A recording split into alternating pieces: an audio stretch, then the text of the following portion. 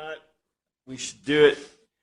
We may gain insight, or we should gain insight. I hope we gain insight into these, because, and I'll repeat it, I always have to repeat it. We want to look at these documents, and this is what's crazy about the world. Everybody in the world knew, back in the day when they actually read and studied Greek and Latin in the schools, I don't think in our public schools, but in the British schools, they even do it now. But when they studied this stuff and they read it, and if you've ever read from the Victorian era novels, some of the more common, less common novels, they basically would take a book, a Greek book, and give it to the kid. And the kid knew English, but didn't know any Greek. And they would expect them to figure it out with help. The professor, the teacher, usually not a professor, just a teacher. The mama and the daddy was paying them maybe $1 a week. I mean, we're talking, well, that's a lot today, but $1 a week to teach the kids how to learn Greek and Latin. And they would give them a book and say, read this book. And they would expect them to read it by the end of the semester, usually 3 months, 6 months, period, dot. Today, we make it a lifetime study. And most kids go to, at high school. I know so many kids who went to high school and learned high school Spanish and can't speak a lick of Spanish, have no clue what they're doing. 4 years of Spanish in high school, and they're ignorant of Spanish. That's really helpful, isn't it? Anyway, my point is this. Okay, so in the past, people knew this and knew that the Greek documents were logos to telos development. They knew they weren't English development, and they read them. Today, we generally, I can't even pick up the Greek thing. I have to really work hard to sound it out. I use translation tools and helpful tools to help me figure it out, and then I try to get the words so that we get it. The problem, like I said, though, these are logos to telos. These are logical arguments, and if I'll always bring back an example, the Socratic dialogues or the plays. Many times, especially the dialogues, all the Greek dialogues, because they're all dialogues. And you read them and you go, huh? I don't get it. Because as we've said before, they give you a logos, a logical argument, and they don't tell you the telos. In English, we want, give me the conclusion. But Greeks don't do that. That's not their way. And so we get the disciples throughout almost every document. The disciples are saying, can you explain this to us, right? And Jesus goes like, oh. What's funny is John isn't that way, but it is. In other words, in John, you don't see the disciples they are asking questions. They're going, what are you saying? What are you meaning? And we see that, but it's different tenor, right? It's almost like they're Greek. And I make the argument that I think John is the most Greek and Roman of all the documents we have from the New Testament. So John fits that normal, the basic development of the Greek, but we get the added benefit that occasionally John will pitch us a bone. He's really cognizant of his audience, which I think has a lot of Romans in it. And what do the Romans want? Give me a conclusion, right? Give me a conclusion, please, please, right? Because they're Roman. And guess what we are?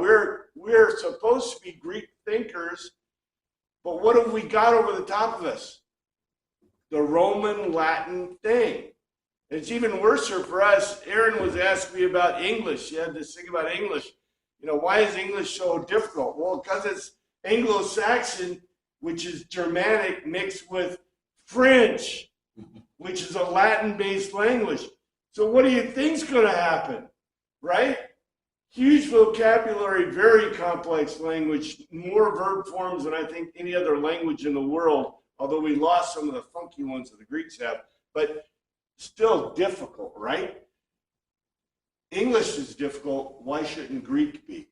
But here's the synopsis, the outline synopsis of John 18. And let's just go over it and see if we can pull anything out of it. We basically talked about much of this already. But as we put it into this form, this isn't like the last 4 chapters. Remember the last chapters, Jesus was taking his time to explain to the apostles, the disciples, about stuff. And they're still confused. They're still having issues. And then we get to this where it's, a historical narrative of what's going on. So together they went over the winter torrent of the Kidron River into a garden spot they routinely visited. And I think this is really interesting because did we see them visit it throughout the rest of John? This is like the pure ancient document, right? Because there's a lot of stuff happening, we know, on the sidelines. And in English, what will we do? We'd get, the author going back and telling us what they had done. But in an ancient document, it's like it's presumed. So again, I go back and I say, this is the author telling us, what else happened? What else about Jesus? What else did he say? And so there's a presumption. Now, what's really sad for us is in this group, there may have been people still alive who knew all about it, right? So when they get to this point, and the text tells us that they routinely went to this place, there may have been people in that group, in that congregation, we call them congregation now, right?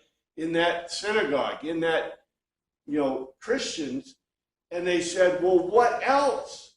And there may have been people that stood up and said, I know. I talked to my auntie or my grandfather or to my, to this or that, the other thing. And I know. Today we ain't got nobody. Unfortunately, some of that didn't get written down. And, what can you do? It's almost sad. If you go back in time, it'd be really cool. But in this place, and we know this is likely on the Mount of Olives, because the other Gospels tell us that. John didn't need to tell us that because they all knew it. But it says, Judas with the Roman military cohort and subordinates of the chief priests and the Pharisees. I took this off of yours, but lighteners and lamps and implements of war. So, they had, I don't think a whole military cohort was there. A cohort would have been at least 800 troops. So, But there was probably a small portion of, and the reason they want to make it a military cohort is to ensure that you understood that Pilate sent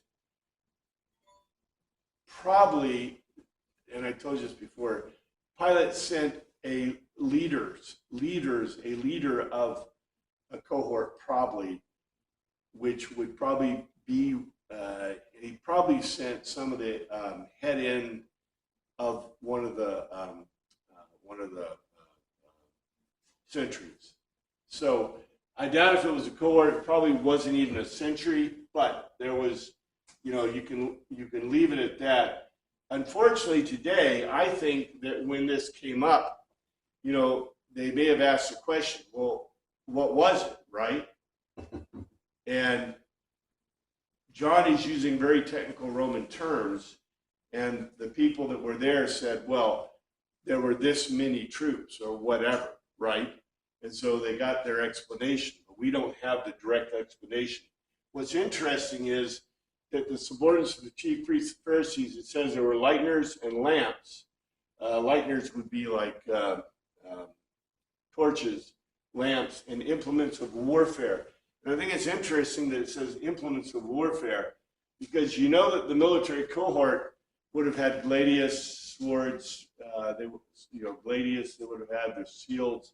They would have had the what do you call them? the spears that the Romans used. But the fact that it says implements of war, usually the Romans were really tricky about this. Romans, the first thing, what's the first thing you do when you conquer people? Take their weapons away. Yes. And the Romans did this. This is really funny to me that in the modern era, we don't get this. The first thing that certain people in this society want to do is take your weapons of war from you. Isn't that funny? And that's the first thing conquerors always did. Whoa. If somebody knew history, they might go, well, do you intend to conquer us? Or what are you going to do? But anyway. The British would have done that. It probably would have helped them. What's that? I said the British would have done that. The British definitely would have done that. But if they would have done it, they would have prevented the uprising. Have you seen the Scottish lassie? She's all over X. The Scottish lassie. There's a Scottish girl who was defending her sister and pulled a knife and an axe out against an illegal that wanted to sexually attack them. And she threatened them and ran the guy off. And guess what happened? She got arrested. She got arrested. And Elon Musk says he's going to spend as much as necessary to defend her. Can you imagine that? A little girl, I think she was 14, defending her sister with an axe and a knife because guns are illegal, and chasing off a sexual predator, and she gets arrested. So yeah, and they'll take the axes and knives, I guarantee it, because that's what conquerors do. But they had implements of warfare. And what's interesting about that is, are those swords? Who knows? Maybe they're, in implements of warfare, what are implements of warfare? Anything that can poke, strike, whatever, right? So it's an interesting statement in Greek. Jesus makes a logical argument, logical argument, whom seek you? And they say Jesus the Nazarene, which is interesting. It's the only, this is the only verse or the only gospel that uses the term Nazarene. Most of them say from Nazareth. Nazarene is interesting. It's not an improper term. However, this does confuse people because they confuse Nazarene with a Nazarite. And a Nazarite, what Nazarite do we know the best? Samson. There's another one. John the Baptist, right? But you're right, Samson was a Nazarite. They weren't supposed to drink wine. They weren't supposed to cut their hair, and there's I think there was a couple other little thingies, but they were beholden to God, right? So a lot of people have said Jesus was a Nazarite, which he wasn't, and therefore he didn't drink wine, he didn't cut his hair, which is, okay, that's a real stretch. But Nazarene means you came from Nazareth in Hebrew. He said, I am, ego eimi, which caused them to fall back to the ground, and that was repeated. That was repeated. And again, I pointed out that when he said ego eimi in the Greeks would have realized, that was a direct, we call it direct identity, which is not used generally in their language, but in Hebrew it also means that you are Jehovah. I am Jehovah. Jesus says, if you seek to plot or worship me, you send these away. He's sending away. He wants them to let the others go, which apparently they did. So this is interesting. Is this a command? Right? Send them away. And they did. They basically let them go. Except what happens is, this is very interesting. And then it says, that who you have given. They said, this is to fulfill prophecy, or this is to make, fill the cup total or whatever. That you have given to me, I did not fully destroy from out of them, not one. Which is interesting because we know that Judas was Gagangan. Peter pulled a slaughter knife and hit Malchus, a king, the slave of the high priest, amputated his right earlet. It doesn't mention that Jesus put it back on. But in the other Gospels, it says he fixed it and made it more better. Jesus says, sheathe your slaughter knife, the drinking vessel the Father gave me, I know not shall imbibe it. The double negative, you know, it's interesting, and I think it's an incorrect. We talked about this when we looked at Matthew and at Mark, that, you know, there is this view of Jesus about an unwillingness to go to the cross, or he's begging the Father not to make him have to do that. But why would you do that? And I think this is probably a more accurate point, that I've prepared from the beginning of creation as the Son of God, right? As I am God, but I prepared from the beginning of creation to give my life for my creation. So if you've done that from the beginning, right, would you go, well, I'm not so sure about this now? So I think it's really an irrational and wrong way to look at it. The other Gospels, at least the translations, I think when we looked at it, we saw it wasn't that exactly at all. But, you know, Jesus is completely dedicated to drinking the vessel the Father gave him, because he's the Father too, right? And that's why the double negative. So I'm not going to imbibe it. I'm not going to do it. I am going that way. And it says, what is also interesting is I said, you know, send these away. Is that a command by Jesus, by God, to those who came to get him? Because what happens next? Did they take anybody else? Nope, they're gone, right? Which seems very illogical. You would think they would grab everyone, round them all up. Well, there was a huge, we talked about there would need to be a huge crowd. We try to, that could start a big old fight. Or Yeah, I agree with you. I think there was more than, you know, we think there's only the apostles, the disciples, right? 12 dudes, or now 11. There's 11 dudes, right? But I think there may have been a lot more. And if you look at John, you know, that's what we kind of saw in John, those 4 episodes where Jesus, you know, gave instruction. And I think they were wandering, you know, they started, you know, the Last Supper. I love the shows. I think it's a really great show for folks, especially those who are non-Christians or people don't get it. But it's so full of what I would call historical normalization of inaccuracy, right? So you got all 12 dudes, you know, sitting. Yeah, sitting at a table. Which is completely uncultural, completely you know, not their society, and they're just them, right? And the impression we have is there was a whole shamir of these guys from all the Gospels. It's just like we keep saying, you know, in Greek, you don't sit there and tell us everybody who was there, right? And you don't even tell us, oh, there may have been 50 or 100. They just didn't think that way. All that was important to them was those who were the actors in the Logos to tell us. So the impression we get, there's a whole bunch. So I think there may have been, 50, maybe 25, 50, whatever. There's a group that are at the Last Supper, and Jesus says, let's go right to the marketplace. And what do? What happens when they go to the marketplace? Yeah, all the buds are like coming. Everybody's coming. And then they go to the temple area. And what do you think happens there? There's more. And now they're going up to the Mount of Olives in Kindred. And the author here, our author, tells us it was like a military cohort. There's enough Romans to make them scared. And there's all the chief priests, Pharisees, lighters. You know, what happened? Did they follow them after Jesus' group?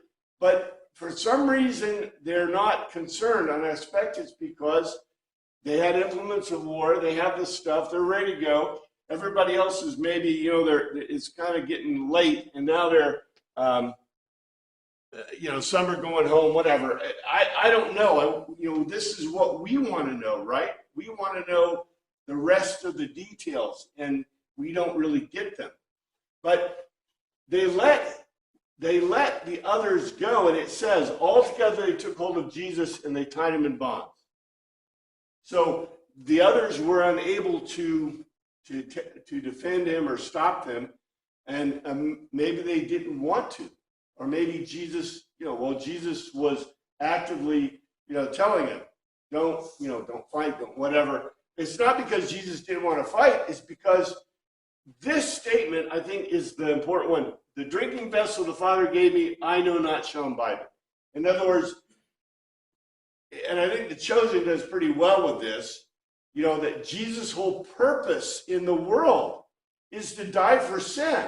And if he doesn't, what's going to happen? No redemption. We're stuck forever. He's here to save the world, not himself.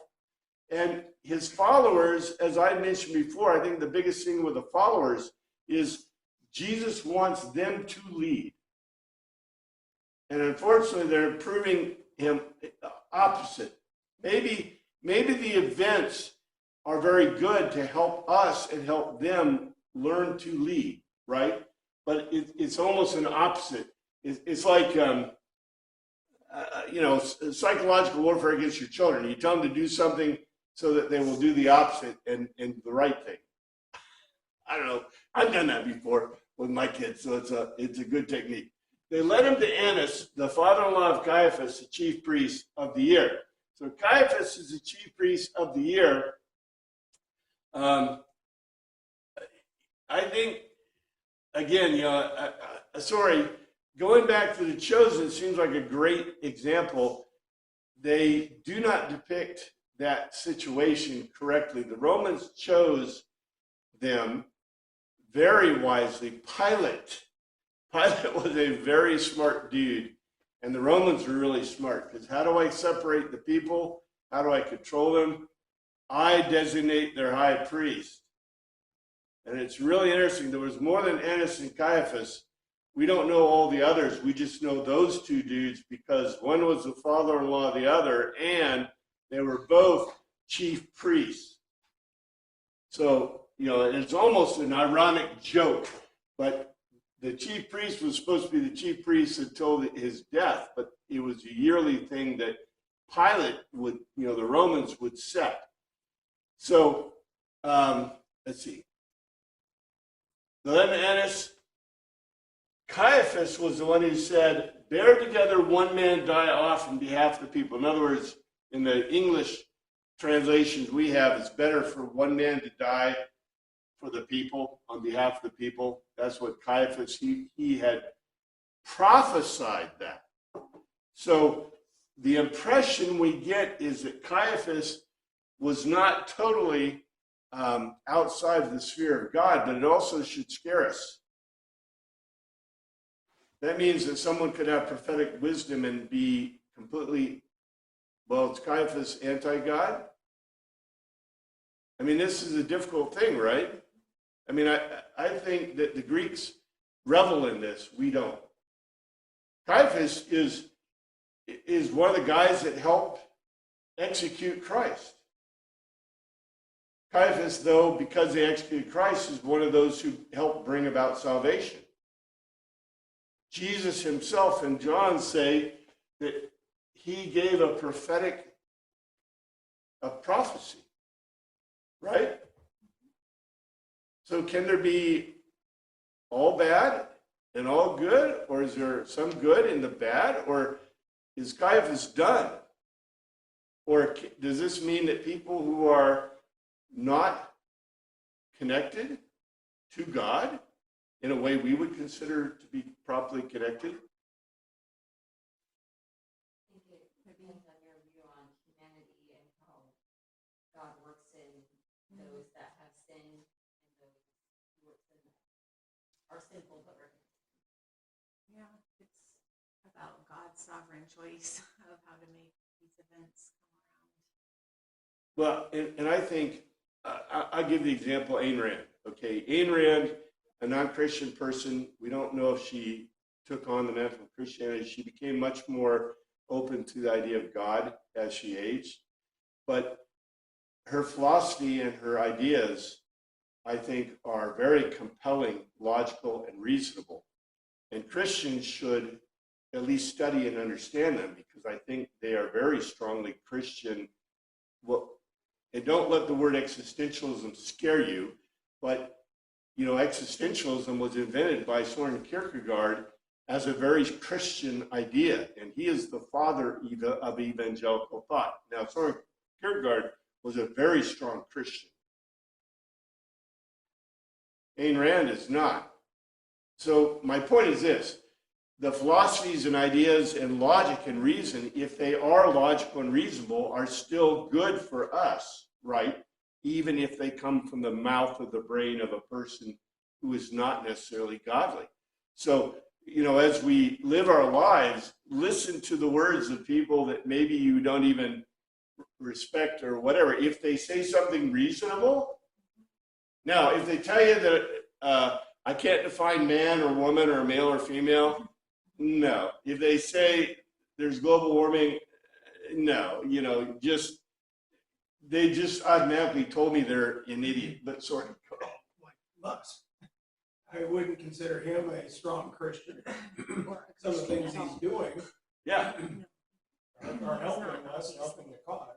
Yeah. Well, exactly. He's And not our enemy.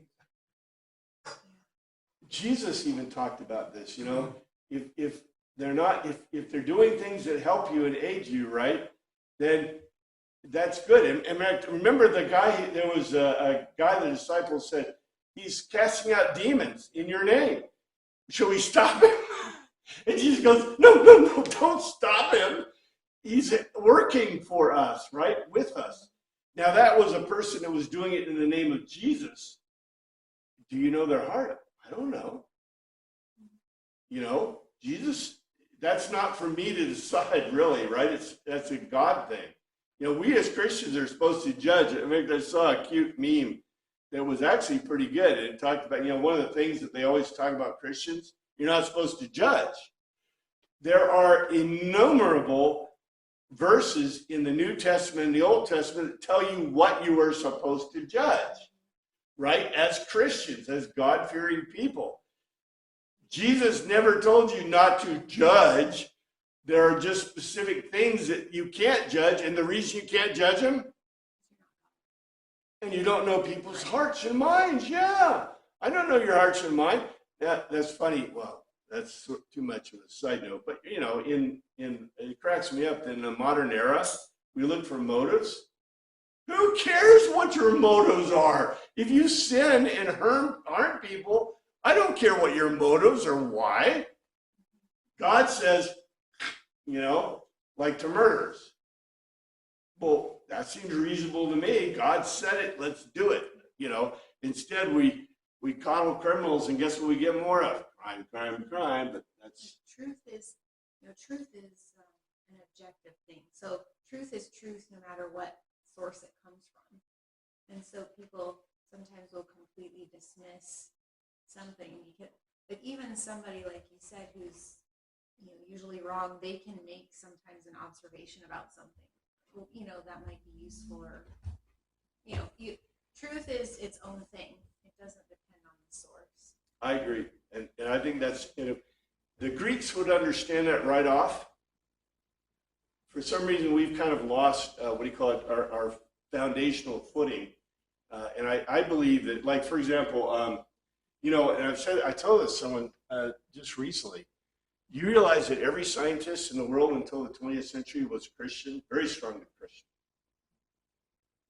What happened? Did you say until the 20th century? Because Darwin was maybe not. Until he really wrote a lot of the stuff into the 20th century, but pretty much. It was a priest.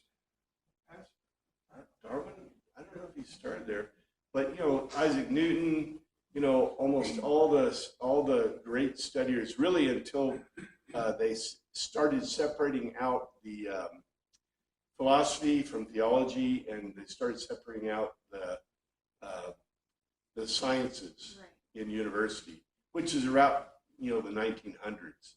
But yeah, I'll give you a plus or minus. What is it going to be, right?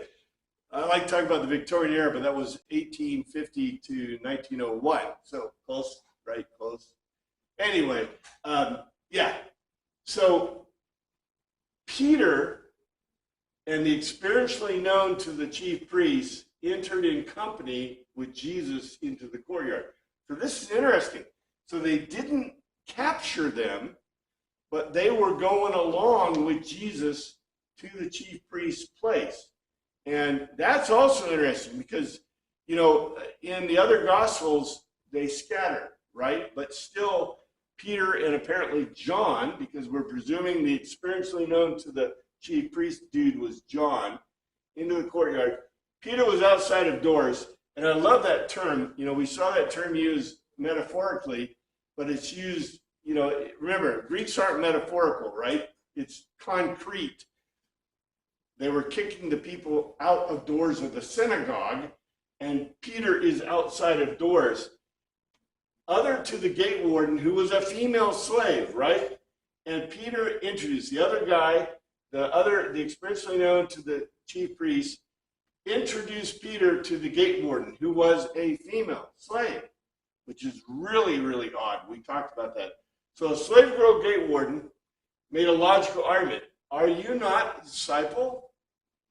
Peter made a logical argument. I am not. And remember, this is what do you call it? The foreshadowing or the prophecy was, you will deny me 3 times and before the cock crows.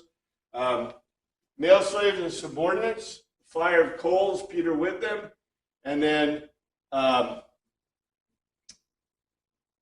the chief priest, and this is really interesting because this is a very rare, I think I've told you before, and this was one of C.S. Lewis's favorite things. C.S. Lewis is the guy pretty much who coined the concept that said, and maybe he wasn't the guy who originally coined this, but one of his main observations about literature was that the Gospels are the first modern literature. And what do I mean by that?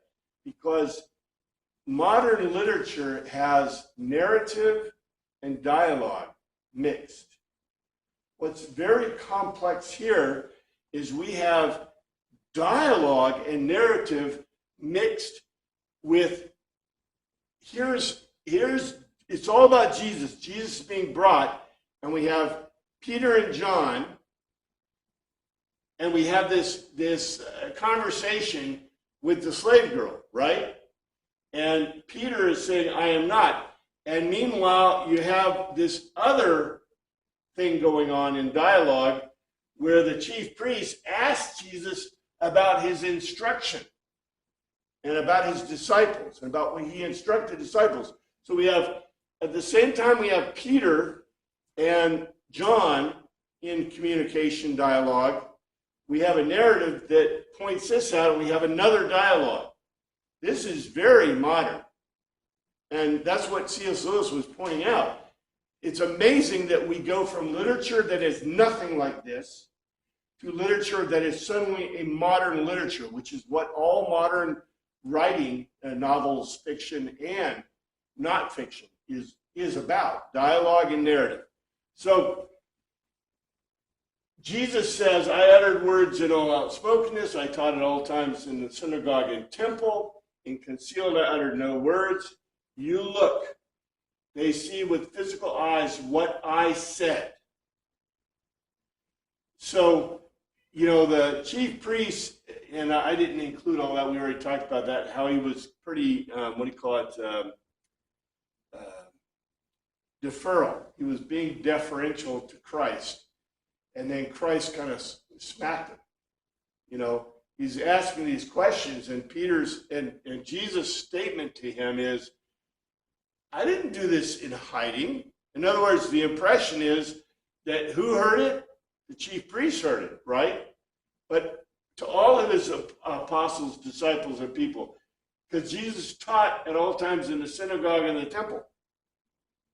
And the high priest, chief priest, is going to be at the temple, right? So This in itself is interesting. It's an irony that we don't usually pick up, but it's a total beautiful irony. In other words, Jesus is telling the chief priests, you heard it. You knew it, right? Why are you asking me this? Basically, why are you asking me this stupid question? And the last statement here, you look, they see with physical eyes what I said. It's not just them, because the reports that the chief priest would have got, Annas would have got back was exactly what Jesus said, right? And I'm sorry, they weren't using wax things to make notes, although they did have wax. Ann pointed out they did have, well, they used slate, and they did have some wax tablet kind of thing. But nobody was taking notes. I think I mentioned one of the most common uses for those kind of tablets was like, what would you do? You count your sheep or the bales, or you mark down, wheat, bales. But you wouldn't be taking notes like, what they said. The people's memories were astounding, apparently, compared to today. I think your statement is right on. And yes, isn't it funny that the chosen went from using paper to using the wax pads? Somebody must have got a hold of them and pointing out to them, right? I think. Yeah, posting the flyers about Jesus' sermon and handing them out all over the place definitely did not happen. Definitely did not happen. The thing that is funny to me, today, like this, right? This paper is ubiquitous. This paper is everywhere. It's less than even pennies a sheet, right? But in the ancient world, a single piece of papyrus, a single piece of paper would have, we're talking $100. Huge amounts of money, right? So yeah, sure, you're making posters, right? Yeah, I don't know. It's interesting culturally. I wish they go back and do like the Chosen and do it, the way it was. I'd like to see that, right? That'd be interesting. But anyway, like I said, I think it's a really good show, so everybody should watch it. But it's just kind of funny, right? The subordinate executing officer orders, unofficial orders. The subordinate, it says in the Greek, the subordinate who was executing official orders. So in other words, the chief priest made a sign, and they slapped Jesus with the palm of the hand and said, in this manner, you conclude to the chief priest. So the chief priest, Jesus basically told the truth. You know what I said. I did it in public, and the chief priest had him slap him, which is really interesting. And Jesus makes this comment, and I said, this is a very Greek comment. If I uttered sore misery words, you bear witness of the inwardly foul. But if beautiful, why do you flay me? Literally, why do you smite me? He made an accusation that he was smited, which, by the way, can be punished by death in the Hebrew society. We don't know about the rules in Roman and Greek so much. It's not that they just made them up; they wrote them down, but they were known, right? And like a lot of things in the ancient world, and I've told you this before, you don't write down stuff that's common knowledge. In our society, we have paper and whatever, and we have law books. We have hundreds of thousands of pages of laws that nobody knows, but we got them written down. That's really special. At least somebody will know it, and they'll say, "You punish people for doing what?" Anyway, Jesus said, "If I utter sore misery words," and this is interesting in the Greek, because in other words, if I uttered words that were not logical or reasonable, they were inwardly foul. So you bear witness, you should say that, right? But if they're beautiful, in other words, if they're good Greek, if they're logical and reasonable, why do you strike me? And that was a threat to Annas. That's why Annas immediately set him sent him to Caiaphas, because that's the last thing that needs to happen, right? For that Jesus dude to claim, and he did, that you smited him, you struck him, which is, like I said, punishable by death. Very interesting. This may have had to be explained to the Greeks about this, about the Hebrew society to the Greeks. The Hebrews would know this. It may be possible this was illegal under Greek culture too, and Roman culture, but I don't know. We just know about the Hebrew. But this part would have really irritated the Greeks and the Romans to a degree. In other words, if I speak good Greek and it's logical, then why, if they're beautiful words, why do you strike them? So that would have been encouragement to the Greeks, which is funny in itself, right? We don't usually think that way. In other words, he's saying that if I spoke bad English, I done seen them. That's what we get every time you turn on the news. I done seen them out there, and they were doing some really weird stuff out, right? And you go, that a Greek person would say is inwardly foul because you're not speaking proper English. So why would I even trust what you say, right?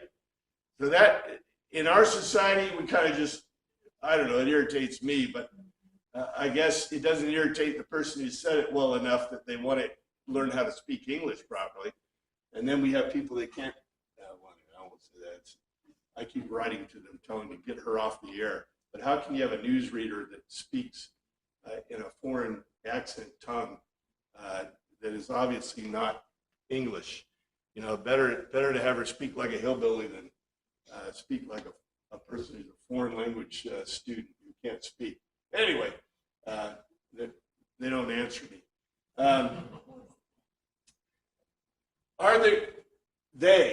Are you not they to Peter?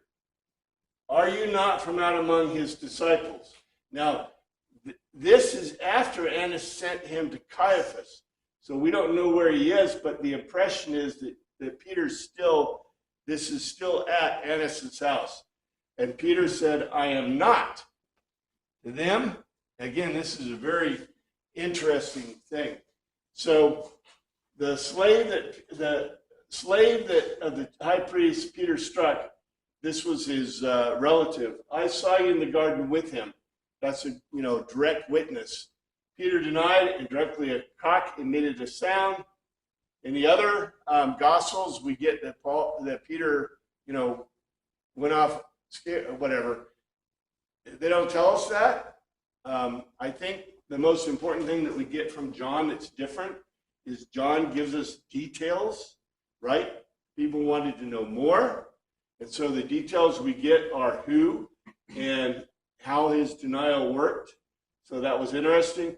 And also, this is a different pitch than we get in the other Gospels.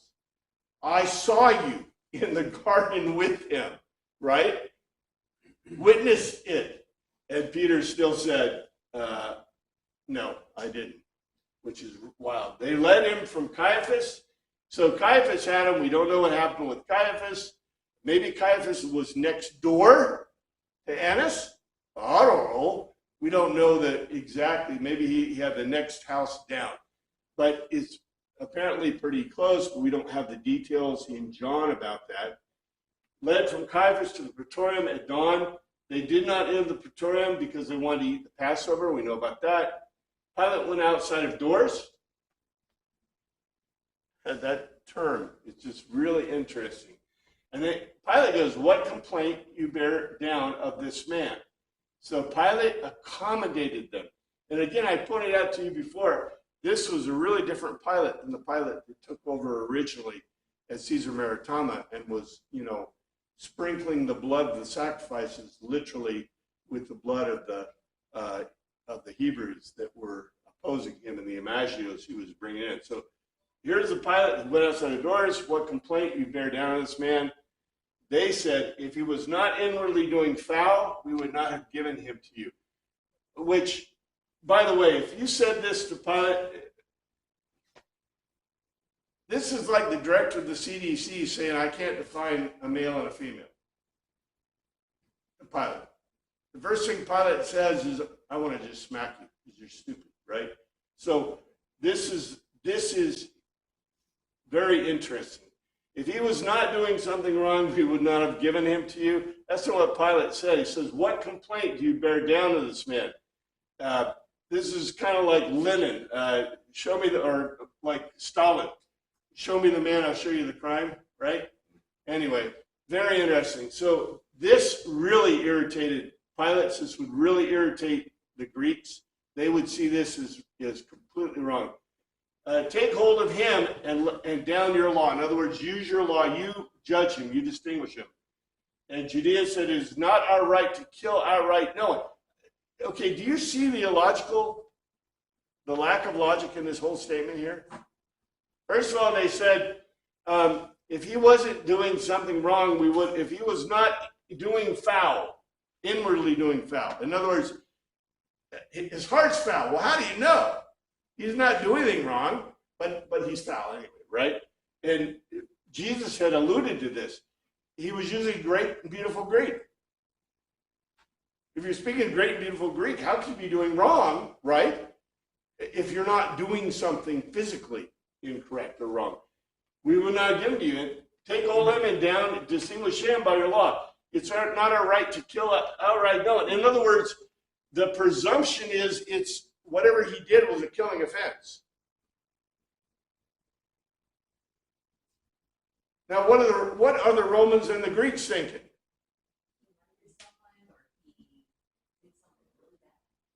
Well, yeah, that is the irony of this. So they want to croak Jesus, want to execute Jesus, put him to death. For what? Because he can't speak good Greek? No, they already said he spoke good Greek. You see my point? This is a explicit irony. And explicit, and in English, in our translation, I don't think we get the full brunt of this. But basically, the author is not just they're making fun of themselves with the words. Right? What did he do wrong? Well, he's inwardly foul. And therefore you should kill him. Or we want to kill him.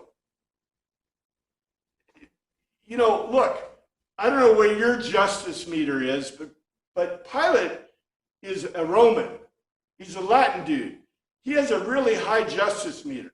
He's kind of like, consider him like a general officer in the military, who's a honest and rational and good general officer. And his honest meter is like way over here. And he hears these people making these stupid statements, and what do you think he thinks? He's like, I'd rather send my cohort against you, right? Because you're saying such stupid stuff. I mean, it's not the chosen Pilate. He's wimpy away, man, baby. This is a tough dude. If you ever have the opportunity to talk to a Roman Pilate, to a pontiff, to a governor, do not do this. This is a bad way to start. It says, Jesus, he made a sign of what sort of death he was intended to die. In other words, they were going to kill him. They were going to kill him outright. Pilate entered the praetorium and said, you are the king of the Judeans. He does not ask. He says, you are the king of the Judeans. You're the king of the Judeans. Jesus, did you make this logical argument of your own, or did others say this to me, of you to me? And of course, we know the answer is probably that he did not make it on his own, but rather he could have, but he obviously got information from others. And so he makes that conclusion, that you are the king of the Judeans, which in itself, they didn't just kill you for claiming that you're Napoleon, necessarily in the ancient world. You got to have a reason. Look, we have the idea, we get this idea, and I think it's a totally false idea. We have this idea that in ancient societies, if you looked funny at them, they would kill you. Now, it is pretty true of especially the Greek nations that if you're an illegal coming into their place and you have no reason to be there, your chance of survival is going to be pretty low, especially if you can't speak Greek. Now, if you speak Macedonian Greek and you come to Athens, they're going to say, hey, why are you here? You go, well, I'm a trader. And they go, oh, okay, let's see your wares, right? Now, if you're from Syria or from some other place and you can't speak Greek, maybe, right? But we just don't understand these cultures, these societies. The big deal here is they just didn't kill people.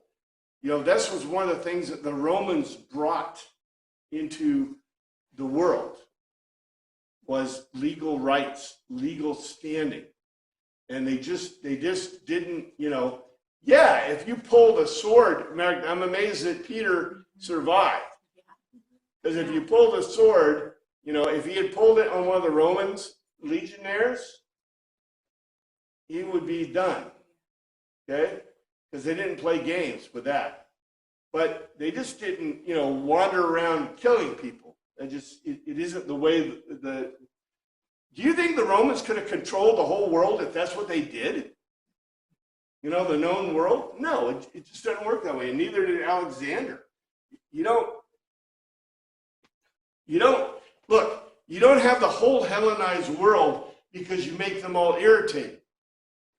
You see what I'm saying? It's because you bring the value and you bring them justice, you bring them truth.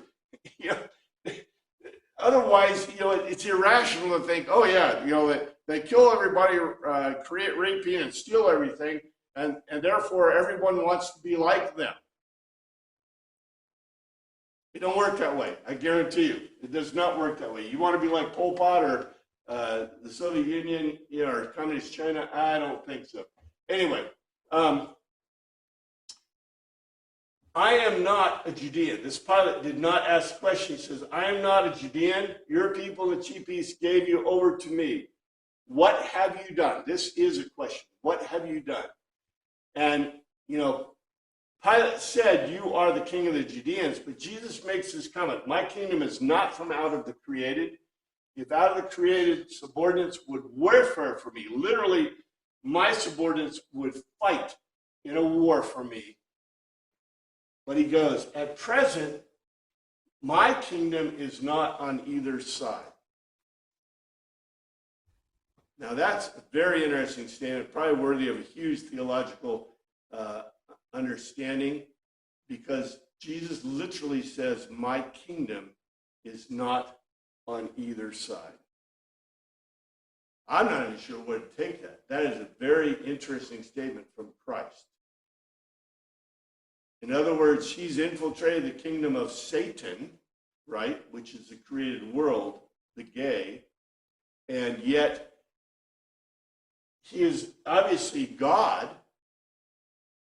the ruler of all creation, right, and non-creation, you know, the plenum of everything. So he makes a very powerful statement that Pilate could not miss. Pilate says, is it not therefore that you are a king? Not a question. He says, you are a king, basically. Jesus, you logically make an argument that I am a king. To this I was begotten, to have come into creation to witness to the not false. In other words, to witness to the truth. So all of this, you see where we went with this? You know, with Jesus, Jesus gives us beautiful logos to tell us, but he still spoke to his disciples in metaphor, right? Pilate gets asked irrational questions, irrational comments from the Judeans, completely irrational in the Roman and Greek worldview. And now what is he having with Jesus? What is this? What would we call this? Dialogue. What kind of dialogue?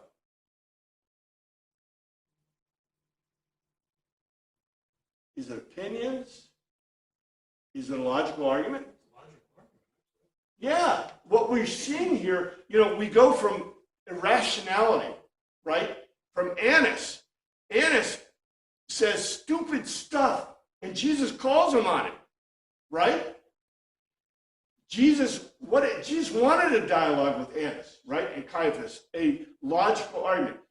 He's getting a logical argument from whom? From Pilate, right?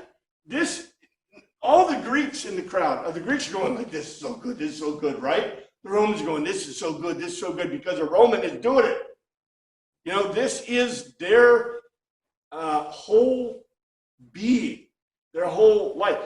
What do the Greeks love to do more than anything else in the world? Talk and debate about new ideas. Yeah, we call them symposiums, but it's all in their literature.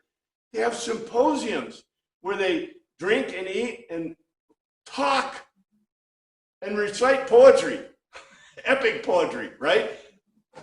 From heart, from their, from memory, like huge epic poetry. This is something they love, and Pilate is like making, and what does this say about Pilate and Jesus? Where is Pilate keeping Jesus?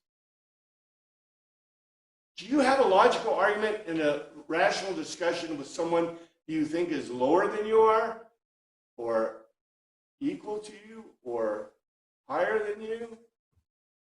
Usually it's got to be your equal, right? It's got to be someone you trust, someone you know is on an equal footing. And look at Pilate. Pilate. Isn't that weird though? Like, he didn't know Jesus, I'm assuming. Like, maybe he heard of him, but like, wouldn't that be weird to be talking to a convicted felon on equal footing like that? Well, he's not convicted-ish, but yeah, I don't disagree with you. I think that, the statements that are made about Jesus' Greek or Jesus' words being beautiful, right? We have no clue about that because that's just outside of our prevalence, right? However, if you remember, how did you note people back in the Victorian era and other eras? Like, The Secret, right? My Fair Lady, which was, what was the movie or the show before that, Persuasion? You know what I'm talking about? What made My Fair Lady into a princess, even though she wasn't? That she could speak correctly, chiefly. And that she had like the proper manners and stuff. Bingo. So you get Jesus, who is consummate, perfect, talking to Pilate. And so therefore, Pilate presumes he's a king. Why? Because he speaks like a king. Remember, he says, ego eimi, I am. People don't make statements like that unless they are. And, Pilate makes a direct identity statement, which is really interesting, which you could expect. Because he says, I am not a Judean. Therefore, you're a king. I am a king. Jesus goes, ego eimi, a king. Ego eimi, a king. Through this I was begotten. I've come to creation to witness the not false, all for the not false. Here's my tone. Pilate does make a question. It's a logical argument, but he makes a question. What is a not false? What is truth? And then Pilate goes to the Judeans. I find into him not even one cause. Come on, wake up. We're almost done here. I find not one cause. In a mutual custom, I would release one to you at Passover. And this is not a question. You plan with full resolve, I release to you the king of the Judeans. In other words, Pilate's presumption is what? Nothing is wrong with him if he's the king. Well, and he's going to release. You plan with full resolve, I release to you the king of the Judeans. In other words, he presumed they would ask for Jesus. Why? Because Pilate talked to him. This guy speaks good Greek. He claims to be a king. He uses the identity, ego eimi. This guy has got to be a king. That's what he has presumed. So therefore, I'll give you back one. And he doesn't think Jesus is going to be a problem for him, right? They made a logical argument. Not he, contrariwise, the son of the father, but the thief Barabbas. Barabbas means son of the father. So they asked, instead of for the king, did you get this? They asked for the false Messiah. Jesus was known to be the king. Pilate affirmed he was the king. They wanted not the king, but the false Messiah, Barabbas, son of the father. I think that, to us, we match this irony. It's I think, obvious in the Greek, but yet it's the Greeks are going, yeah, this is so well, right? And we're like, what? What did they just do? Right? And of course, we get the shows and it's all coolio. But I think, I don't know if this is just fun to go back over. This is not done yet because we still have more with Pilate and the trial of Jesus before he's executed.